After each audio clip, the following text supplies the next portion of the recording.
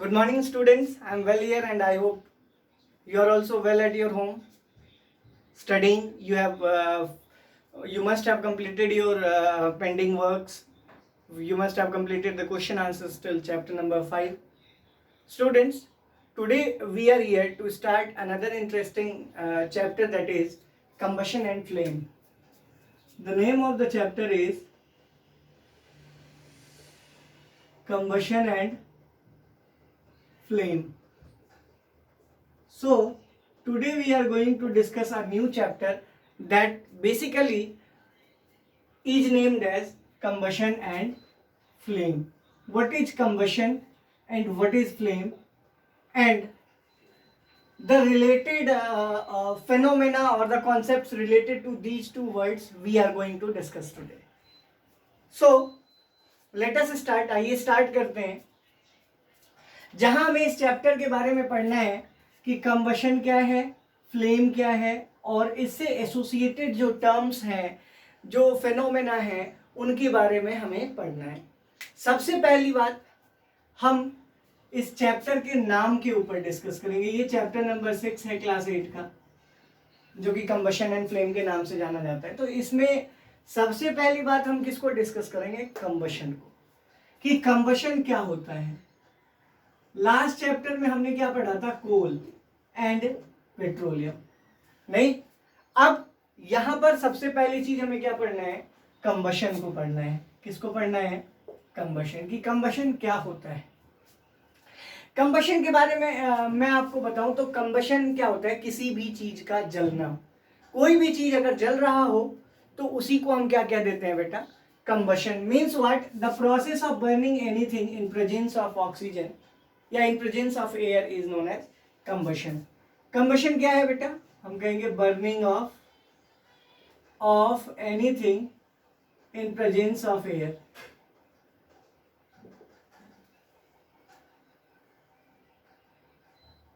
या burning of anything is called combustion. मैंने presence of air नहीं दिया है, उसका कुछ कारण है, मैं अभी आपको बताता हूं. किसी भी चीज का जलना क्या कहलाता है? कंबशन कहलाता है. कोई भी चीज अगर जल रहा हो, कोई भी चीज अगर इस संसार में जल रहा है, तो कहीं ना कहीं उसी को हम क्या कहते हैं? कंबशन कहते हैं. आई होप क्लियर है. Means what? कि जब भी हम कंबशन की बात करेंगे तो कंबशन के बारे में हम ये कहेंगे कि कोई भी चीज अगर जल रहा है ना, तो वही कंबशन है. अब यहाँ पर एक और महत्वपूर्ण बात हमारे निकल कर क्या आती है कि कंबशन में मैंने आपसे कहा कि कोई भी चीज अगर जल रहा हो, बर्निंग ऑफ एनीथिंग, कोई भी चीज अगर जल रहा है तो उसी को हमने कंबशन कहा. तो कहीं ना कहीं इसके लिए कंडीशंस भी होंगी, क्योंकि हर चीज तो जलना स्टार्ट नहीं कर देगा या हर समय हर चीज तो जल नहीं रहा होगा. तो हम क्या कहेंगे कि conditions required for combustion to take place, for combustion to take place.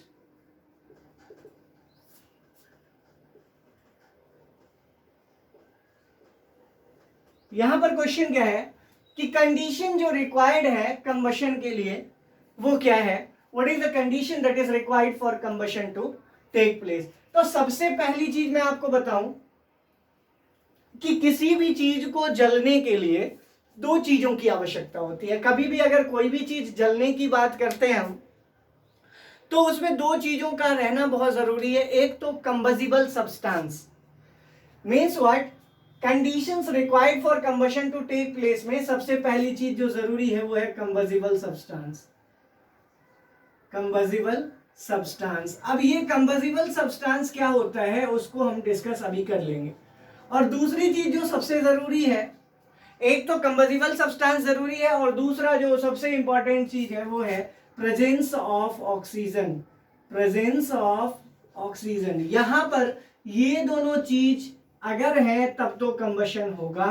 अगर इनमें से एक भी एब्सेंट हो गया तो कंबशन नहीं होगा. आइए हम डिस्कस करते हैं जो ये दोनों चीजें क्या क्या हैं और कितने हद तक इंपॉर्टेंस रखती हैं जिससे कंबशन टेक प्लेस करे. Means what? कि कंबशन को होने के लिए ये कंबजिबल सब्सटेंस किस हद तक जरूरी है, या कंबजिबल सब्सटेंस का अगर हम मतलब समझ जाएंगे तो क्या हम समझ पाएंगे कि वाकई ये जरूरी है या नहीं. तो उसके लिए ये जरूरी है कि हम कंबजिबल सब्सटेंस को जानें. सबसे पहले हम स्टार्ट करते हैं कि कंबजिबल सब्सटेंस हमारा है क्या. जब भी हम कंबजिबल सब्सटेंस की बात करेंगे तो कंबसिबल सब्सटेंस में हम क्या कहते हैं, देखिए ध्यान से सुनिए, कंबसिबल सब्सटेंस क्या है,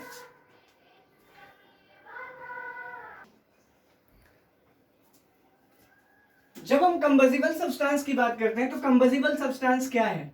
कंबसिबल सब्सटेंस के लिए हमारे मन में एक आंसर होना चाहिए, anything that is kept for burning, anything that is kept for burning. जो भी कोई चीज अगर बर्निंग के लिए रखी जाए उसी को हम क्या कहेंगे, कंबसिबल सब्सटेंस। अब हम क्या कहते हैं, देखिए ध्यान से, anything that is kept for burning, कोई भी ऐसी चीज जिसको जलने के लिए रखा जाए उसी को हम क्या कहते हैं, कंबसिबल सब्सटेंस कहते हैं। कोई भी ऐसी चीज जिसको जलने के लिए रखा जाए वो कंबसिबल सब्सटेंस है। जैसे हमने कहा कि वुड में, वुड कैचेस फायर, फायर, अब फायर अगर कैच करेगा वुड में तो जाहिर सी बात है वुड जलेगा। तो यहां पर वुड हमने जलने के लिए रखा है तो वुड हमारे लिए क्या है, कंबसिबल सब्सटेंस। क्या है, कंबसिबल सब्सटेंस। आई होप क्लियर है। कंबसिबल सब्सटेंस के बारे में हमारे मन में जो बात आएगी वो ये आएगी कि अगर वुड कैच कर रहा है फायर तो वहां पर वुड क्या हो जाएगा, कंबसिबल सब्सटेंस हो जाएगा। उसी तरह अगर मैं ये कहता हूं कि paper causes fire, paper cot fire, cot fire, तो यहां पर बेटा कंबसिबल सब्सटेंस क्या हो जाएगा, तो हमारा आंसर होगा कि यहां पर चूंकि पेपर जल रहा है इसीलिए पेपर क्या है, कंबसिबल सब्सटेंस है। अब आप खुद ही सोचिए कि अगर कोई भी चीज यहां पर अगर मैं पेपर नहीं रखता तो किस चीज में आग लगती, कुछ होता ही नहीं। तो कुछ किसी भी चीज में अगर आग ही नहीं लगती तो क्या कंबशन होता, जिसको हम जलना कहते हैं, नहीं होता। तो इसीलिए हमेशा ये बात ध्यान में होनी चाहिए कि कंबशन के लिए जरूरी क्या है। कंबशन के लिए सबसे इंपॉर्टेंट चीज जो जरूरी है वो है presence of combustible substance. Presence of combustible substance means what, कि अगर कंबसिबल सब्सटेंस है, अगर जलने योग्य कोई वस्तु है तो कंबशन होगा, अगर जलने योग्य कोई वस्तु नहीं है तो कंबशन नहीं होगा। आई होप पहला वाला जो कॉन्सेप्ट है वो क्लियर हो गया कंबसिबल सब्सटेंस का। अब दूसरा जो पॉइंट है, प्रेजेंस ऑफ ऑक्सीजन। ये देखो बेटा, इसके बारे में बहुत सारे लोगों को पता भी नहीं है, लेकिन अगर नहीं पता है फिर भी हम यहां देखकर इसको समझ सकते हैं कि दूसरा पॉइंट मैंने लिखा है प्रेजेंस ऑफ ऑक्सीजन। ऑक्सीजन, मैं आपको एक बात बताऊं बेटा कि प्रेजेंस ऑफ ऑक्सीजन का मतलब होता है जनरली जो कंबशन टेक प्लेस करता है, जनरली कि कोई भी चीज अगर जलती है तो वो किसके प्रेजेंस में जलती है, ऑक्सीजन के प्रेजेंस में। कोई भी चीज अगर जलना है तो जनरली वो किसके प्रेजेंस में जलेगा, तो हम कहेंगे क्या, ऑक्सीजन के प्रेजेंस में। मीन्स व्हाट, कि anything generally burns in presence of oxygen. Means what, combustion generally takes place in presence of oxygen. If there is no oxygen, combustion will not take place in normal life. Means what, कि सामान्य तौर पर अगर हम आग की बात करें या किसी चीज के जलने की बात करें तो उसमें जरूरी है कि ऑक्सीजन हो। अगर ऑक्सीजन नहीं हुआ तो कोई भी चीज नहीं जलेगी, ये ध्यान रखना है। मीन्स व्हाट, कि कोई भी चीज तब जलेगी जब उसमें ऑक्सीजन है, अगर वहां ऑक्सीजन प्रेजेंट नहीं है तो कोई भी चीज नहीं जलेगी। Means what, anything that burns generally requires the presence of oxygen.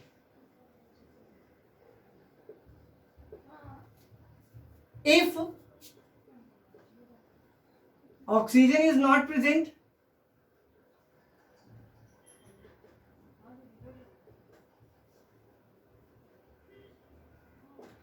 combustion will not take place properly. Combustion will not take place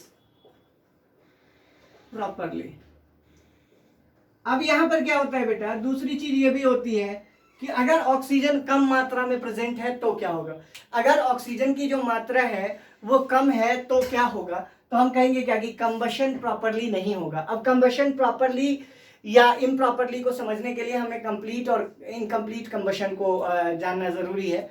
लेकिन हम ये अभी ज़रूर कह देंगे कि अगर ऑक्सीजन प्रेजेंट नहीं है सफिशिएंट अमाउंट में तो कंबशन जो है ना वो टेक प्लेस नहीं करेगा प्रॉपरली। मीन्स व्हाट होगा लेकिन आधा अधूरा होगा, उसको भी अभी हम डिस्कस करेंगे। लेकिन फिलहाल हमने दो चीज़ें सीख ली कि अगर कंबशन कराना है, अगर कंबशन होना है तो कहीं ना कहीं दो चीज़ों की आवश्यकता होगी, जिनमें पहला है प्रेजेंस ऑफ कंबजिबल सब्सटेंस, कंबजिबल सब्सटेंस का होना जरूरी है, और दूसरा क्या है, प्रेजेंस ऑफ ऑक्सीजन। अब प्रेजेंस ऑफ ऑक्सीजन कैसे इफेक्ट करता है, मैंने आपसे ये भी कहा कि अगर ऑक्सीजन सफिशिएंट अमाउंट में प्रेजेंट नहीं है तो प्रॉपरली कंबशन टेक प्लेस नहीं करेगा, उसको हम डिस्कस करेंगे। लेकिन उससे पहले हमें एक और चीज डिस्कस करना है, उसको हम पहले देख लेते हैं। वो चीज क्या है कि what is the result of combustion.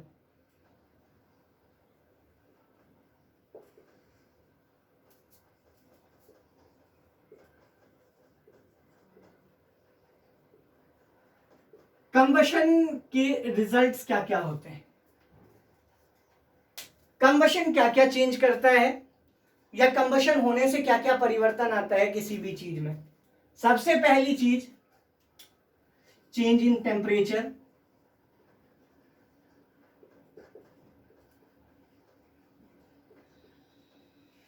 नहीं, अगर हम मान लो किसी भी चीज को जलाएं तो उसके टेम्परेचर में परिवर्तन आएगा कि नहीं, जनरली वो इंक्रीज कर जाता है। जनरली क्या करता है, इंक्रीज करता है, जनरली इंक्रीजेस। क्लियर है। अब दूसरा क्या है, heat is released.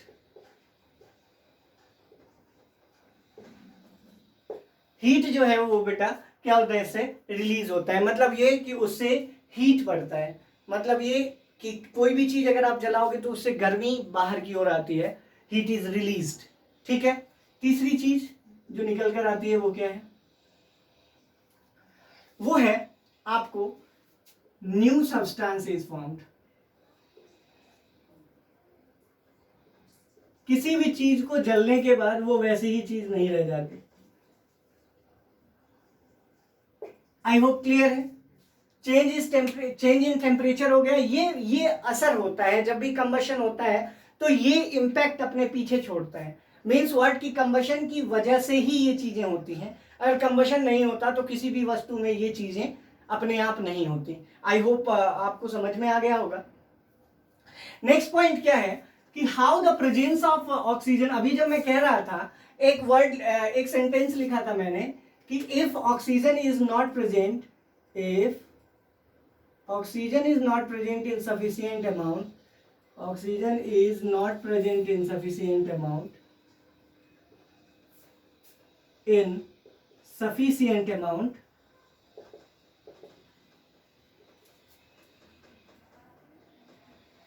the combustion will not take place properly. The combustion will not take place properly.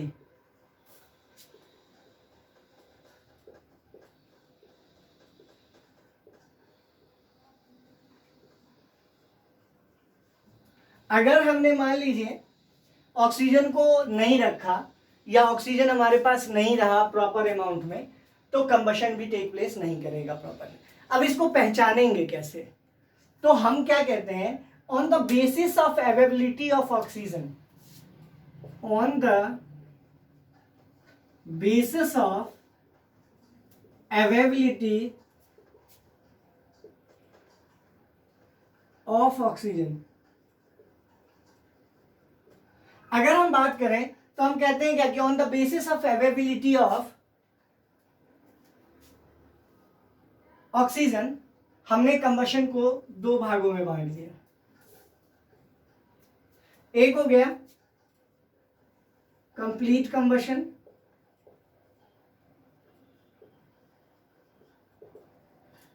और दूसरा क्या हो गया, इनकम्प्लीट कंबशन। ठीक है। अब इसके अलावा भी कंबशन होते हैं, लेकिन अभी ऑक्सीजन की अवेलेबिलिटी पर हम पढ़ रहे हैं, इसीलिए इन दो को पढ़ना ज्यादा जरूरी है पहले। कंबशन मतलब हमें पता है कि जलना होता है किसी भी चीज का, या इसी को हम बर्निंग भी कहते हैं। अब देखो बेटा, जब मैंने कंप्लीट कंबशन कहा तो कंप्लीट कंबशन में क्या होता है? Oxygen is present in sufficient amount, oxygen is present इन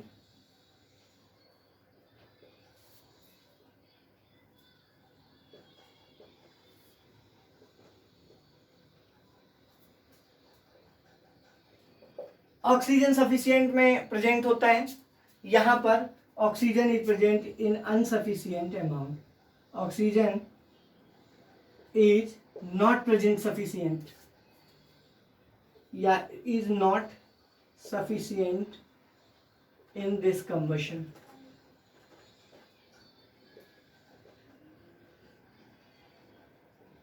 ठीक है, ऑक्सीजन सफिशिएंट नहीं होता इस तरह के कंबशन में। आई होप क्लियर हो गया। उसके बाद नेक्स्ट पॉइंट क्या है, कंप्लीट कंबशन को पहचानेंगे कैसे? तो हम कहते हैं क्या कि कंप्लीट कंबशन के लिए कैरेक्टरिस्टिक क्या होती है कि उसमें धुआं बाहर नहीं आता, मीन्स व्हाट कि स्मोक रिलीज नहीं होता है। दूसरी बात ये कि उसके जो फ्लेम का कलर होता है ना, जो लौ उससे निकल कर आती है, जो रोशनी उससे निकल कर आती है, वो होती है आपको ब्लू कलर की। कहीं भी आपको अगर ब्लू कलर की रोशनी दिखती है तो वहां पर कंप्लीट कंबशन होता है। एग्जांपल में मैं आपको बताऊं कि गैस सिलेंडर से जब गैस निकलकर बाहर आता है और हम गैस स्टोव को जलाते हैं तो वहां पर हमें ब्लू कलर का फ्लेम इसलिए दिखता है क्योंकि वहां पर क्या होता है, कंप्लीट कंबशन होता है। तो कंप्लीट कंबशन को पहचानने के लिए हम क्या कहेंगे, the colour of flame is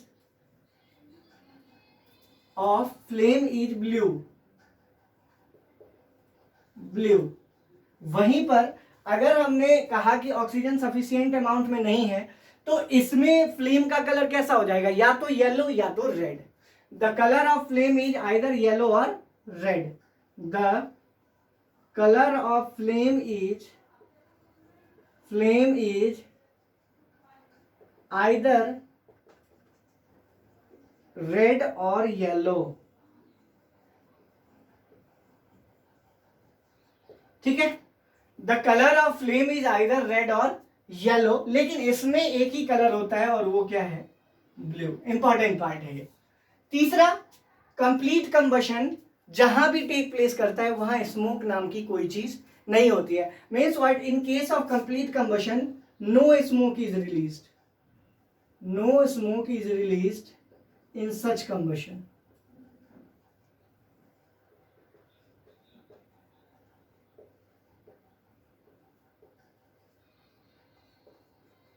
ठीक है, इसमें हम क्या कहेंगे, smoke is released in such combustion, smoke is released in such combustion.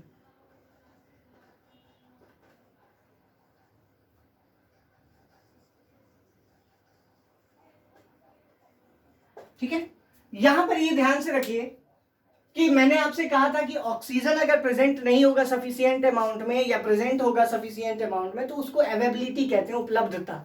उपलब्धता के आधार पर हमने कितने भागों में बांट दिया, 2 पार्ट्स में कर दिया है। किसको डिफरेंशिएट कर दिया 2 पार्ट्स में, एक तो कंप्लीट कंबशन और दूसरा क्या कर दिया, इनकम्प्लीट कंबशन। सबसे पहले हम कंप्लीट कंबशन की बात करें अगर, तो इसमें ऑक्सीजन सफिशिएंट अमाउंट में प्रेजेंट होता है। मीन्स व्हाट कि कंप्लीट कंबशन जहां भी होगा वहां पर सफिशिएंट अमाउंट में क्या प्रेजेंट होता है, ऑक्सीजन प्रेजेंट होता है। जब कभी भी कंप्लीट कंबशन होगा तो वहां पर ऑक्सीजन प्रेजेंट होता है, कैसे, सफिशिएंट अमाउंट में। वहीं पर अगर हम बात करें तो इसके फ्लेम का जो कलर है वो ब्लू होता है। मीन्स व्हाट कि कंप्लीट कंबशन में जो फ्लेम का कलर है वो कैसा है, ब्लू है। वो कैसा है, ब्लू है। उसके बाद कंप्लीट कंबशन की बात करें तो स्मोक जो है वो रिलीज नहीं होता, कभी नहीं रिलीज होता है, किसमें, कंप्लीट कंबशन में। वहीं इनकम्प्लीट कंबशन की बात करेंगे तो हम कहेंगे क्या कि oxygen is not sufficient in this type of combustion. Means what कि इस तरह के कंबशन में ऑक्सीजन की जो मात्रा है वो लिमिटेड होती है, वो सफिशिएंट नहीं होती। इस वजह से क्या होता है कि इसका जो फ्लेम कलर है वो या तो रेड होता है या तो येलो, ब्लू कभी नहीं होगा। क्यों, क्योंकि इसमें पूरी तरह से जल नहीं रही चीजें। इसमें स्मोक जो है वो रिलीज होता है। इसमें क्या क्या रिलीज होता है, तो हम कहेंगे क्या कि अगर इनकम्प्लीट कंबशन की बात करें तो इनकम्प्लीट कंबशन में क्या होता है, स्मोक रिलीज होता है। उसके बाद एक और इंपॉर्टेंट पॉइंट जो मैं आपको बताना चाहता हूं वो ये है कि कंप्लीट कंबशन के केस में no ash is left. No ash मतलब इसमें राख नहीं बचता है। कंप्लीट कंबशन की अगर हम बात करेंगे तो इसमें कभी राख नहीं बचता है। क्यों ऐसा कह रहा हूं मैं, क्योंकि आपने अगर गैस पर खाना बनते हुए देखा होगा तो उसमें आपने कभी ये नहीं देखा होगा कि गैस में खाना बनने के बाद उस पर राख बचता हो, नहीं बचता है। तो वो किसकी निशानी है, कंप्लीट कंबशन की। हम क्या कहेंगे, no ash is left after burning. After burning इसमें ऐश नहीं बचता है जलने के बाद। और इसमें क्या होता है, राख बच जाता है। जैसे आप वुड चारकोल को जलाओगे, लकड़ियों को, तो उसमें जो है वुड चारकोल कोयला बच जाता है। इसमें हम क्या कहते हैं, राख या एश इज लेफ्ट आफ्टर बर्निंग।